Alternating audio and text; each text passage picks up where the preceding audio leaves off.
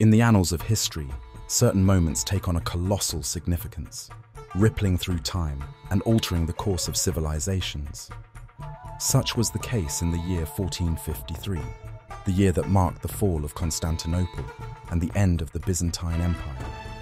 This event was not merely a great siege, not merely the loss of a city. It was a moment that symbolically closed the chapter on the medieval world and signaled the dawn of modernity. Let us take you back to a city that stood as the gleaming jewel of the East for over a millennium, a city that bore the weight of an empire's legacy.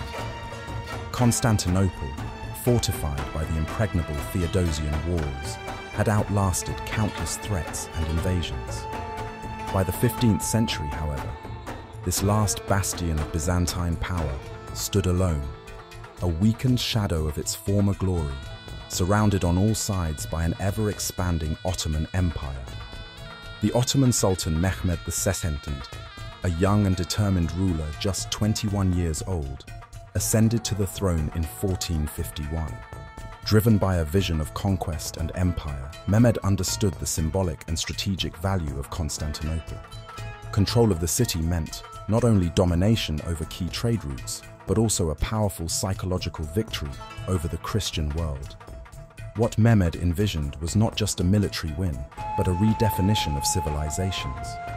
The Byzantine Empire under Emperor Constantine XI faced this monumental threat with grim determination.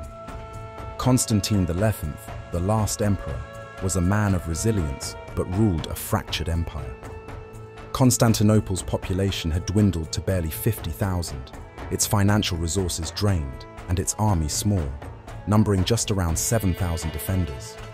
Though Western Europe saw the Ottoman threat as imminent, assistance was scant and lukewarm, a testament to the fragmentation of Christendom. The preparations for the siege were monumental, signaling Mehmed's absolute commitment to the conquest. He gathered an army over 80,000 strong, including elite janissaries and experienced siege engineers.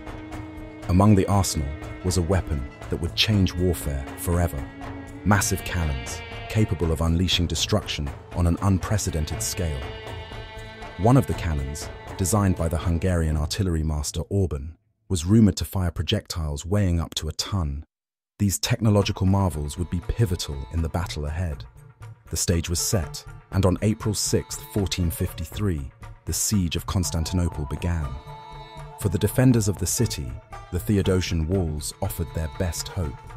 Constructed in the 5th century, these walls had been the pride of Byzantine engineering, resisting countless invasions for over 1,000 years. Yet even the strongest walls can falter under relentless assault. Day after day, the Ottoman artillery pounded the walls with deafening explosions. The defenders, led courageously by Emperor Constantine XI, worked tirelessly to repair the breaches, using everything at their disposal: wooden barricades, stones, and iron reinforcements.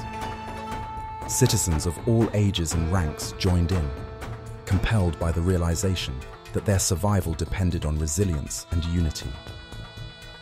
The defenders' ingenuity didn't just stop at mending walls. Greek fire, a flammable weapon of terrifying potency, was employed to repel Ottoman ships attempting to breach the city's harbors. Chains were stretched across the Golden Horn to block enemy vessels. Every assault launched by the Ottomans was met with fierce, almost desperate resistance. But empires crumble as much through fate as through the determination of adversaries. Mehmed II was not only relentless, but adaptable. Witnessing the resilience of the defenders, he directed his forces towards an overwhelming strategy. He ordered the building of a temporary road, greased with logs, to bypass the harbor's chain blockade. Under cover of night, Ottoman ships were moved overland into the Golden Horn. The maneuver sent shockwaves through Constantinople, undoing one of their core defenses. As the days wore on, it became clear that the Ottomans were building towards a final, decisive blow. Mehmed's army dug trenches, constructed tunnels, and launched wave after wave of attacks to exhaust the defenders. Psychological warfare, too, came into play. Drums and chants roared through Ottoman camps, their sheer number a chilling reminder of the odds the Byzantines faced. And then, on May 29, 1453, the storm broke. In the pre-dawn hours, Mehmed II launched his final assault. It began with relentless cannon fire aimed to weaken the walls further. Under cover of darkness, the first wave attacked, a mix of expendable infantry meant to tire the defenders. These were followed by more disciplined troops, each wave designed to penetrate closer and closer to the city. Within the walls, chaos erupted. Emperor Constantine XI himself took to the battlefield, rallying his people in the city's defense. But the weight of numbers and the sheer ferocity of the attackers proved too much. As dawn approached, Ottoman forces broke through the city's weakened outer walls.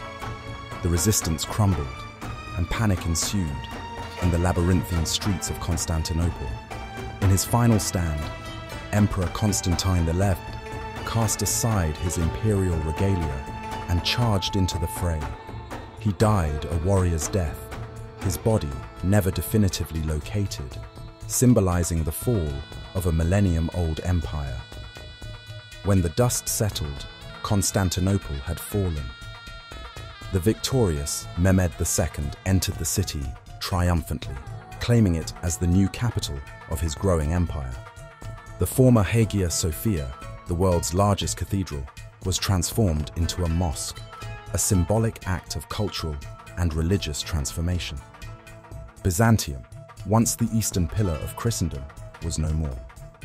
The consequences of this pivotal event radiated beyond the city's walls, altering the course of history. The fall of Constantinople sent shockwaves through Europe and Asia, heralding the dominance of the Ottoman Empire. It also marked a critical juncture for Western Europe.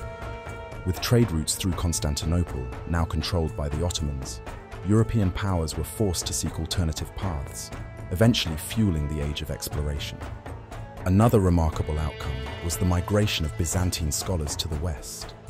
Fleeing the fallen city, these scholars carried with them preserved manuscripts of ancient Greek and Roman knowledge. Their contributions directly nourished the nascent Renaissance, an era of cultural and scientific flourishing that would change our understanding of the world forever. The fall of Constantinople also challenged the medieval worldview itself. It symbolized the fragility of fortified cities, the futility of reliance on old systems, and the inevitability of technological and tactical evolution in warfare. The medieval knight gave way to the gunner. Stone walls succumbed to firepower. Today, the story of Constantinople's fall captivates us because it represents the closure of an age. It is a moment both tragic and transformative, an end that heralded a beginning for the modern world. The city, now Istanbul, continues to stand as a testament to human history's resilience and adaptation. Its streets whisper stories of empires that have come and gone, of battles fought and lost, and of civilizations forever etched into time. As we reflect on the fall of Constantinople, we are reminded of the cyclical nature of history, how dominance fades but leaves behind legacies. It was a moment shaped not only by ambition and power, but also by human ingenuity, courage, and resilience. And so, as we look back on that fateful day in 1453, we find ourselves humbled. For every wall that falls, everything that seems like an end is but one more turn in the ever-unfolding book of history. Thank you for joining us on this journey through time.